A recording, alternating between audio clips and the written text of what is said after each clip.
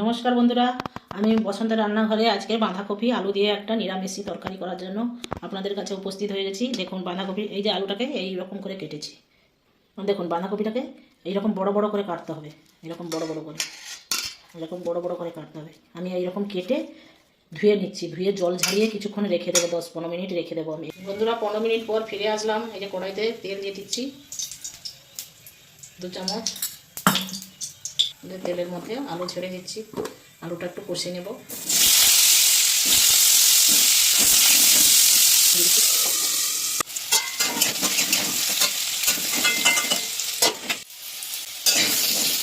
বন্ধুরা এই যে আলুটা ভাজা ভাজা হয়ে গেছে, এর মধ্যে আমি কেটে রাখা এই বাঁধাকপিটা আমি দিয়ে দিচ্ছি।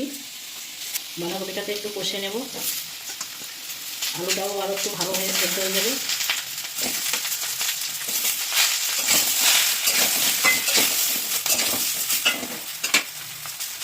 জল পড়ে এখন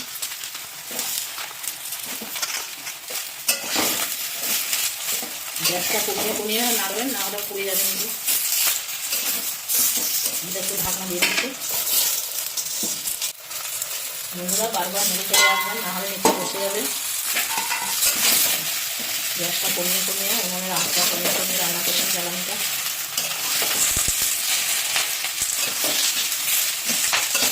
এবার ঢাকনা দিয়ে দিচ্ছি, এরকম কতটা কমিয়ে দেবেন। একবার নাড়ি করে দিচ্ছি, একটু কপিটা কষা হবে।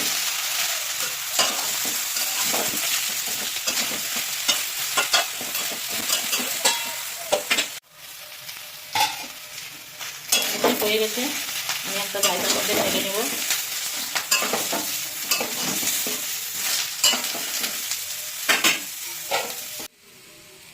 একটা তেজপাতা নিয়ে, এই যে বড় ছিল কেটে নিয়েছি, একটা টমেটো কুচি করে নিয়েছি, এই যে লবঙ্গ, এলাচ, দারুচিনি, এই যে আদা বেটে নিয়েছি, আদা বেটেছি, গোলমরিচ, লবঙ্গ, এলাচ, দারুচিনি, ধনে, জিরা একসঙ্গে এই যে বেটে নিয়েছি এই মশলা।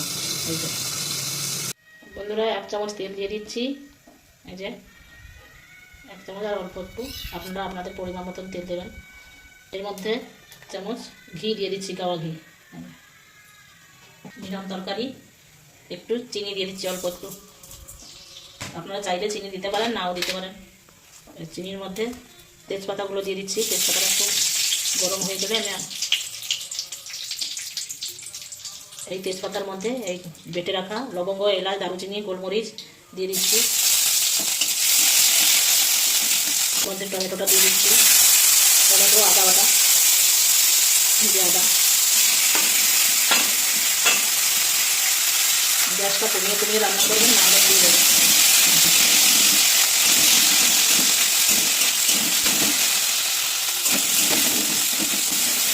দেখুন বন্ধুরা আদাটা ভাজা হয়ে গেছে। এই যে এর মধ্যে জিরা, লবঙ্গ, গোলমরিচ, দারুচিনি, ধনে সব বেটে রেখেছিলাম, এই যে দিয়ে দিচ্ছি।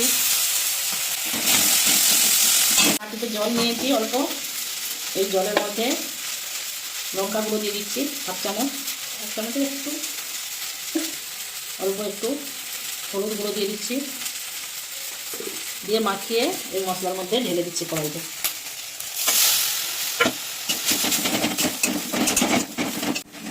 দেখুন বন্ধুরা এই যে মশলাটা হয়ে গেছে, ভাজা বন্ধ করছে। এর মধ্যে আমি ভেজে রাখা আলু আর কপিটা ঢেলে দিচ্ছি।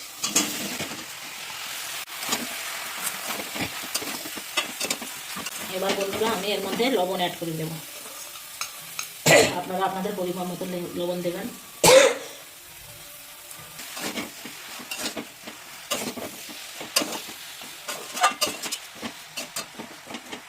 এর মধ্যে ঢাকনা দিয়ে দিচ্ছি।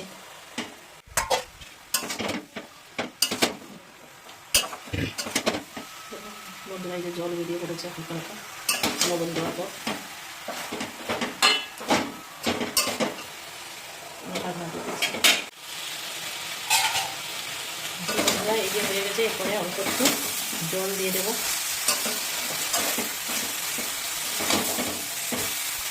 কতগুলো কি সুন্দর ভালো কালার হয়ে গেছে। একটু পাতলা জলটা ছিল অল্প দিয়ে দিচ্ছি, আর 1 বাটি জল দিয়ে দিচ্ছি, 1 বাটি দেবো না, কম দেবো।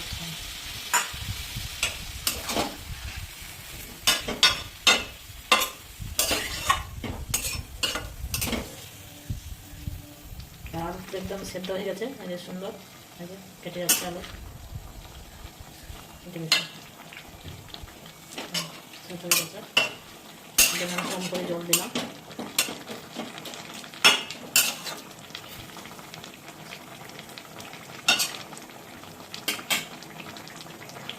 এর মধ্যে ঢাকনা দিয়ে দিচ্ছি, পুরো সবজিটা ফুটে যাবে। এখন বন্ধুরা এই যে হয়ে গেছে একদম পারফেক্ট। আর অল্প অল্প একটু এর মধ্যে আমি একটু অল্প একটু ঘি দিয়ে দিচ্ছি, চামচের কম একটু ঘি দিয়ে দিচ্ছি।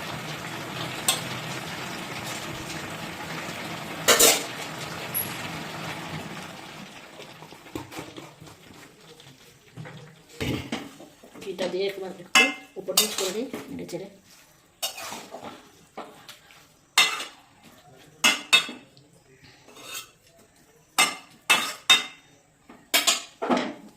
বন্ধুরা কি সুন্দর হয়ে গেছে রান্নাটি। আমার এই রেসিপিটাকে অবশ্যই লাইক কমেন্ট শেয়ার করে দেবেন। আপনারা অবশ্যই বাড়িতে রান্না করে খাবেন। এটা রুটি ভাত মুড়ি সবের সঙ্গে খাওয়া যায়, খুবই সুন্দর টেস্টি রান্না এটা। আমাকে লাইক কমেন্ট শেয়ারটা অবশ্যই করে দেবেন বন্ধুরা। Tata, bye bye.